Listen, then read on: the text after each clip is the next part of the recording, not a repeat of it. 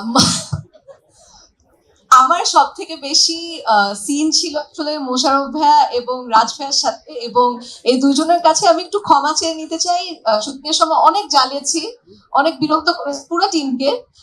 So সবাইকে আবারও একটু ক্ষমা করবেন না। স্যারের উপন্যাস অবলম্বনে একটা সিনেমা হচ্ছে, এবং সেই সিনেমা উনি আমাকে কাস্ট করেছেন, তাও আবার এত এত গুণী অভিনয় শিল্পীদের সাথে। এটা সত্যিই আমার জন্য অনেক বড় একটা অ্যাচিভমেন্ট ছিল। So thank you.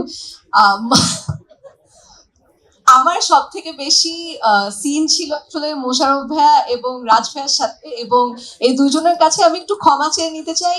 শুটিংয়ের সময় অনেক জ্বালিয়েছি, অনেক বিরক্ত করেছি পুরো টিমকে।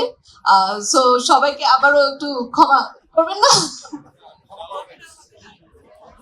অ্যাকচুয়ালি তুমি জ্বালাও নাই, খামাখা ক্ষমা করবো কেন?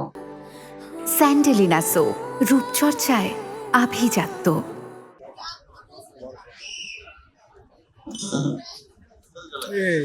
যাই হোক, সবাইকে এবং আমাদের পুরো টিমটা আসলে আমি ভীষণ গ্রেটফুল এন্ড লাকি যে এত দুর্দান্ত ডিসিপ্লিনড এবং এফিশিয়েন্ট একটা টিমের সাথে কাজ করার সুযোগ পেয়েছি।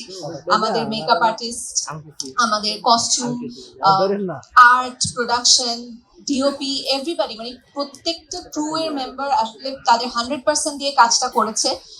এবং আমাদের টিম ওয়ার্কটা খুব ভালো ছিল, এই কারণে আমরা আসলে এত মজা করে এবং এত সুন্দর একটা এক্সপিরিয়েন্স পেয়েছি বনলতা এক্সপ্রেস শুট করার সময়। সো সবাইকে অনেক অনেক ধন্যবাদ। আশা করি সবাই হলে গিয়ে দেখবেন এবং পরিবার সহ এনজয় করবেন। Thank you.